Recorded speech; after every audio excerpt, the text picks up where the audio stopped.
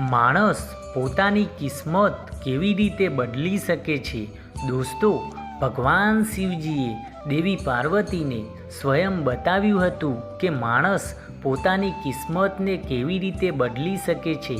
યદિ કોઈ કાર્ય કરવા છતાં પણ ઉચિત ફળ પ્રાપ્ત ન થાય અને મહેનત કરવા છતાં પણ તેની મહેનત સફળ નથી થતી, કોઈ પણ કાર્ય શરૂ કર્યા પહેલાં જ તે કામ બગડી જાય છે, તો આ કહાની તમારા માટે છે. તો આ કહાનીને ખૂબ જ ધ્યાનથી અને છેલ્લે અંત સુધી જરૂરથી સાંભળજો. દોસ્તો, એકવાર ભગવાન શિવ અને માતા પાર્વતી બંને એકસાથે બેઠા હતા. ત્યારે માતા પાર્વતીએ ભગવાન શિવજીને કહ્યું, હે પ્રભુ, મારા મનમાં એક પ્રશ્ન ચાલી રહ્યો છે. કૃપા કરીને તમે મારા એ પ્રશ્નનો ઉત્તર આપો અને મારા જીવને શાંતિ આપો. ત્યારે ભગવાન શિવે દેવી પાર્વતીને કહ્યું, હે દેવી પાર્વતી, મને બતાવો તમારા મનમાં કયો પ્રશ્ન ચાલી રહ્યો છે. ત્યારે માતા પાર્વતીએ કહ્યું, પ્રભુ, મનુષ્ય પોતાની કિસ્મતને કઈ રીતે બદલી શકે છે? યદિ એના જીવનમાં કોઈ દુઃખ છે તો તે એને કેવી રીતે દૂર કરી શકે છે? જો એની કિસ્મત કામ નથી કરતી તો એ શું કરે કે એની કિસ્મત એનો સાથ આપે? ત્યારે ભગવાન શિવજીએ કહ્યું, હે દેવી પાર્વતી, આજે તમે ખૂબ જ મહત્ત્વનો અને ઉત્તમ પ્રશ્ન કર્યો છે, કેમ કે તે પ્રશ્નના ઉત્તરથી સમસ્ત નવજાતિનું કલ્યાણ થઈ શકે છે. તો દેવી, તમારા આ પ્રશ્નનો ઉત્તર હું એક કહાનીના માધ્યમથી સમજાવવાનો છું. આ કહાનીને ખૂબ જ ધ્યાનથી સાંભળજો અને આ કહાનીમાં તમને તમારા પ્રશ્નનો ઉત્તર પણ મળી જશે. માતા પાર્વતીએ ભગવાનને કહ્યું, પ્રભુ, તમે કહાની સંભળાવો, હું આ કહાનીને ખૂબ જ ધ્યાનથી સાંભળીશ. ત્યારે ભગવાન શિવે કહ્યું, દેવી પાર્વતી, આ એક સમયની વાત છે. ભગવાન વિષ્ણુ અને માતા લક્ષ્મી સંતનો વેશ ધારણ કરીને ભ્રમણ કરી રહ્યા હતા. ત્યારે તેમને રસ્તામાં જોયું કે એક વ્યક્તિ પોતાની પત્ની સાથે બેસીને રડી રહ્યો છે. ત્યારે તે વ્યક્તિની પાસે પહોંચ્યા અને કહ્યું, તું કોણ છે અને આ સુમસામ ખૂબ જ વિશાળ જંગલમાં બેસીને તું કેમ રડી રહ્યો છે? પછી આ પ્રકાર ભગવાન વિષ્ણુની વાત સાંભળીને એ વ્યક્તિનું રડવાનું ઓછું થઈ ગયું અને તે પોતાના આંસુ લૂછીને કહે છે, મહારાજ, હું પાસેના ગામમાં રહેનારો એક વેપારી છું. હું જે પણ કાર્ય કરું છું તે બગડી જાય છે અને વેપારના ચક્કરમાં આવીને મેં મારી પત્નીના બધા જ ઘરેણાં વેચી દીધા છે. મેં મારા પરિવારને પણ ખોવી દીધું છે અને હવે મારું ઘર પણ ગીરવે પડ્યું છે. મને હવે લાગે છે હવે હું આ દુનિયામાં કોઈ પણ કામનો નથી રહ્યો. મારી કિસ્મત જ ખરાબ છે.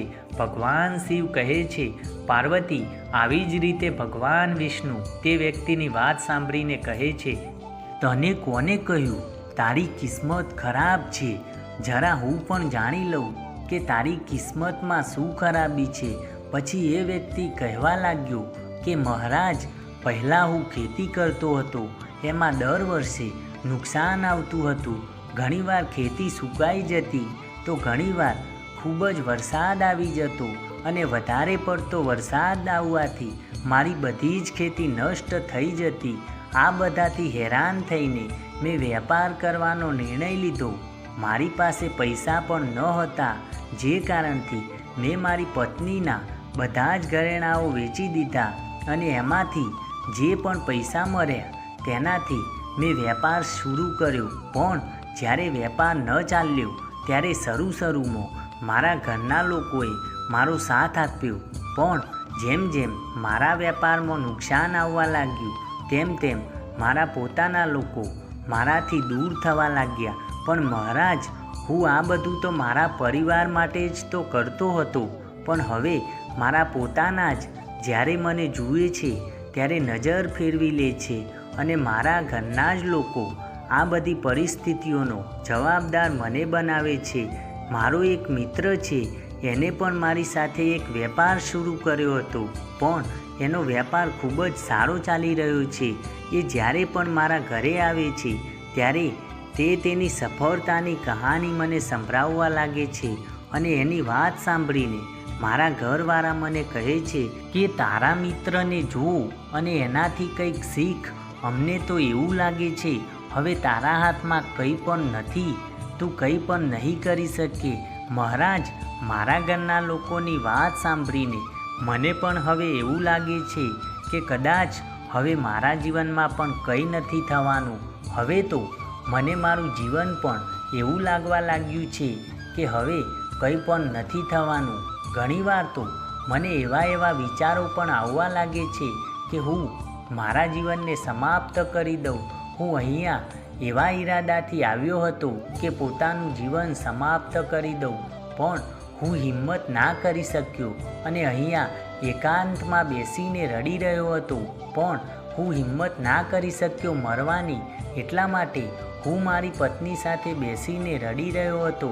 ભગવાન શિવ કહેવા લાગ્યા, પાર્વતી. એ પ્રકારે એ વ્યક્તિની વાત સાંભળીને ભગવાન વિષ્ણુ કહેવા લાગ્યા, તો આ વાત છે, તો શું તું આના સિવાય બીજું કંઈ કહેવા માગે છે? ત્યારે તે વ્યક્તિ કહે છે, મહારાજ, એક તો મારા દરેક કાર્યો નિષ્ફળ થઈ જાય છે અને બીજી બાજુ મારો મિત્ર મને નીચું દેખાડવાનો પ્રયાસ કરે છે. મને એ સમજવામાં નથી આવતું કે આવી પરિસ્થિતિમાં હું શું કરું. ત્યારે ભગવાન વિષ્ણુ કહેવા લાગ્યા, શું તું તારા મિત્રની વાત સાંભળીને વાસ્તવમાં દુઃખી થઈ જાય છે? ત્યારે એને કહ્યું, હા મહારાજ, હું મારા મિત્રની વાત સાંભળીને ખૂબ જ દુઃખી થઈ જાઉં છું. ત્યારે ભગવાન વિષ્ણુ બોલ્યા, તને કઈ વાતનું દુઃખ થાય છે? તારા અસફળ થવાનું કે તારા મિત્રની સફળતા જોઈને? ત્યારે તે વ્યક્તિ થોડીવાર વિચાર કરીને બોલ્યો, મહારાજ, હું સાચું કહું તો મને મારી અસફળતાથી જેટલું દુઃખ નથી થતું એટલું મારા મિત્રની સફળતા જોઈને થાય છે. ત્યારે ભગવાન વિષ્ણુ કહે છે કે શું તારો મિત્ર અસફળ થઈ જાય તો શું તને ખુશી થશે? ત્યારે તે વ્યક્તિ કહે છે, મહારાજ, મને ખૂબ જ ખુશી થશે. ત્યારે ફરીથી ભગવાન વિષ્ણુ કહે છે કે તારી ખુશી તારા મિત્ર પર જ નિર્ભર છે. જો એ ઈચ્છે તો તને ખુશ કરી શકે છે અને જો એ ઈચ્છે તો તને દુઃખી પણ કરી શકે છે. તું સ્વયં ના તો સુખી થઈ શકે છે અને નાહી દુઃખી થઈ શકે છે, અને તું પૂરી રીતે તારા મિત્રનો ગુલામ થઈ ગયો છે. એટલા માટે મને લાગે છે તારું કંઈ પણ ના થઈ શકે. ભગવાન શિવજી કહે છે, પાર્વતી, જ્યારે ભગવાન વિષ્ણુ થોડા ગુસ્સામાં દેખાયા અને ત્યાંથી થોડા આગળ નીકળવાનો પ્રયાસ કર્યો, ત્યારે તે વ્યક્તિ બે હાથ જોડીને કહેવા લાગ્યો કે મહારાજ, તમે મને છોડીને ના જાઓ. તમારી વાતો સાંભળીને મને થોડી આશા નજર આવી રહી છે. ત્યારે ભગવાન વિષ્ણુ કહેવા લાગ્યા કે હવે તું મારી વાત માનવા તૈયાર છે તો હું તને બતાવવા માટે પણ તૈયાર છું.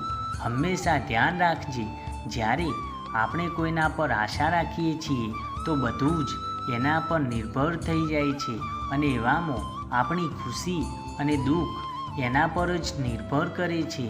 એનાથી સારું છે કે તમે પોતાના પર આશા રાખો.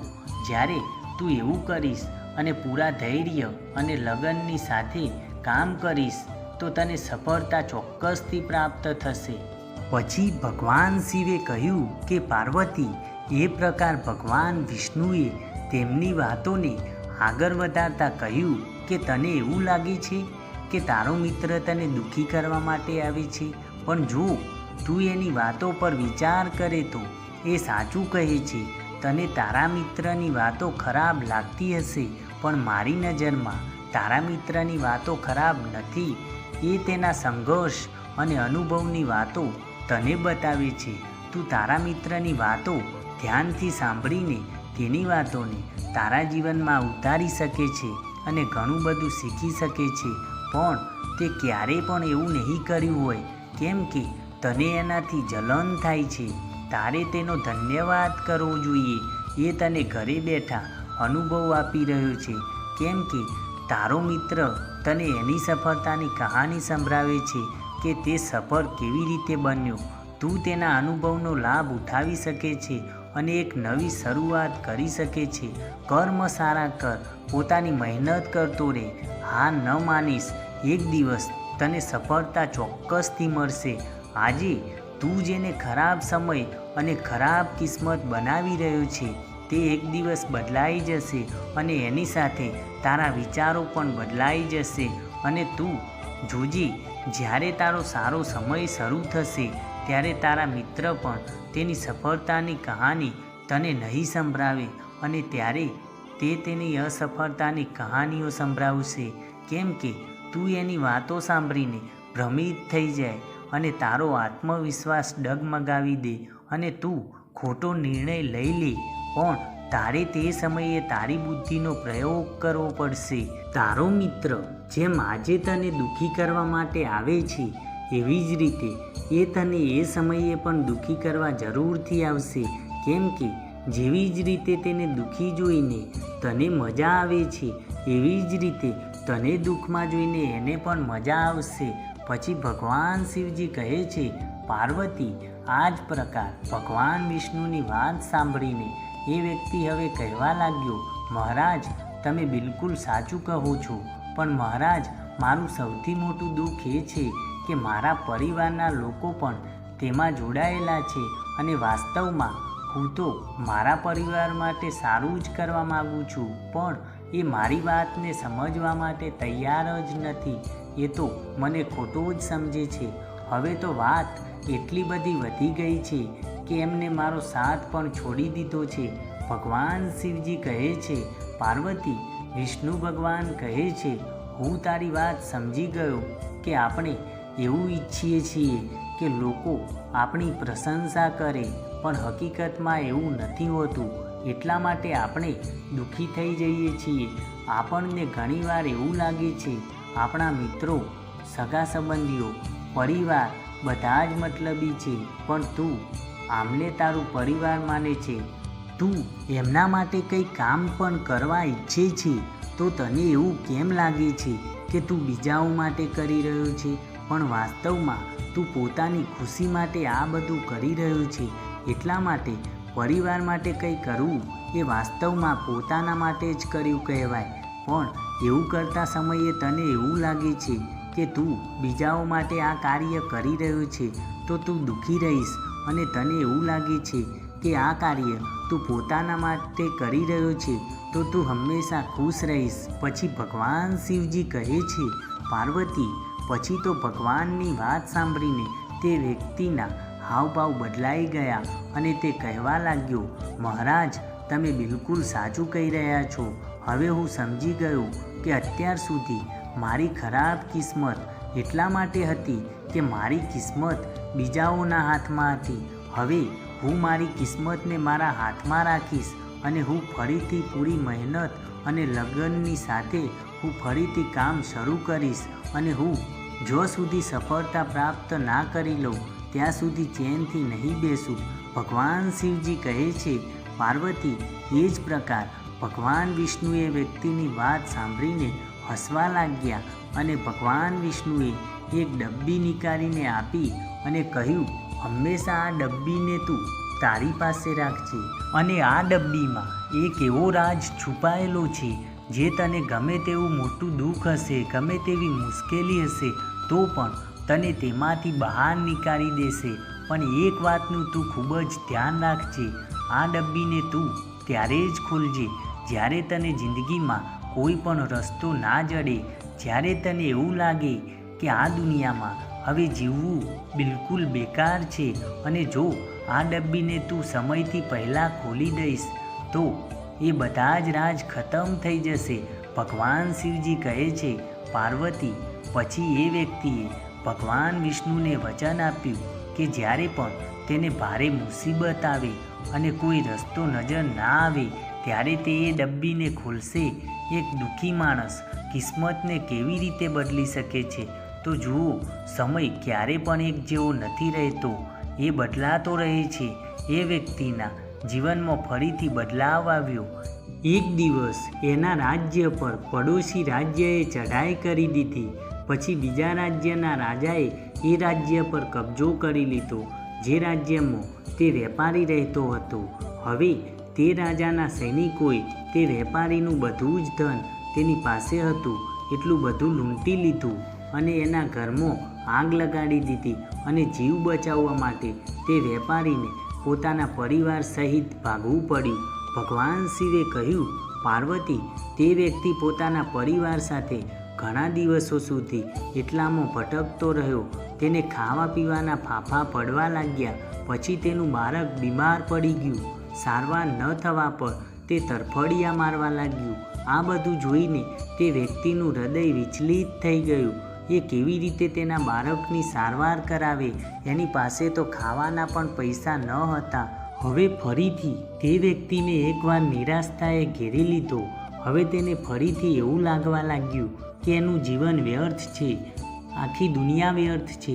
કોઈ પણ વાતનો કોઈ મતલબ નથી. ભલે તમે જીવનમાં ગમે તેટલું કરી લો, ગમે તેવી સફળતા પ્રાપ્ત કરી લો, અંતમાં તો જીવન સમાપ્ત જ થાય છે. જીવિત રહેવાનો કોઈ ફાયદો નથી. એનાથી સારું છે કે હવે હું મારા જીવનને સમાપ્ત કરી દઉં. ભગવાન શિવ કહે છે, પાર્વતી, એ વ્યક્તિ પોતાના પરિવાર સાથે આત્મહત્યા કરવાનો હતો, પણ તેને એ સમયે ભગવાન વિષ્ણુએ આપેલી એ ડબ્બી તેને યાદ આવી. કેમ કે દેવી પાર્વતી એ ચિઠ્ઠીમાં એવું લખેલું હતું કે આ સમય પણ વીતી જશે. પછી માતા પાર્વતીએ સવાલ કર્યો કે પ્રભુ, હું કંઈ સમજી નહીં. ત્યારે ભગવાન શિવ કહેવા લાગ્યા કે હું તમને વિસ્તારથી સમજાવું છું. ક્યારે પણ માણસના દિવસો એક જેવા નથી રહેતા. જ્યારે ખરાબ દિવસો હતા તો એ વ્યક્તિના સારા દિવસો પણ આવ્યા, અને જ્યારે સારા દિવસો વીતી ગયા તો ફરીથી ખરાબ દિવસો આવી ગયા. એટલા માટે એ વ્યક્તિને હિંમતથી કામ લેવું જોઈએ અને બરાબર પોતાની મહેનત સાથે કાર્ય કરવું જોઈએ. એને એક દિવસ સફળતા નિશ્ચિત રૂપથી અવશ્ય મળશે. ભગવાન શિવ અંતમાં કહેવા લાગ્યા, પાર્વતી, આ સમય છે જે એક સિક્કાની બે બાજુઓની માફક છે. જે એક બાજુ સુખ અને એક બાજુ દુઃખ, અને સુખ દુઃખના પહાડો તો દરેક માણસોના જીવનમાં આવતા રહે છે. દોસ્તો, ઉમ્મીદ કરીએ છીએ આજનું આ વિડીયો તમને ખૂબ જ પસંદ આવ્યું હશે. વિડીયો પસંદ આવ્યું હોય તો વિડીયોને એક લાઈક અને ચેનલને સબસ્ક્રાઈબ જરૂરથી કરી નાખજો. ચાલો મળીએ આવા જ એક નવા વિડીયોમાં. ત્યાં સુધી હર હર મહાદેવ.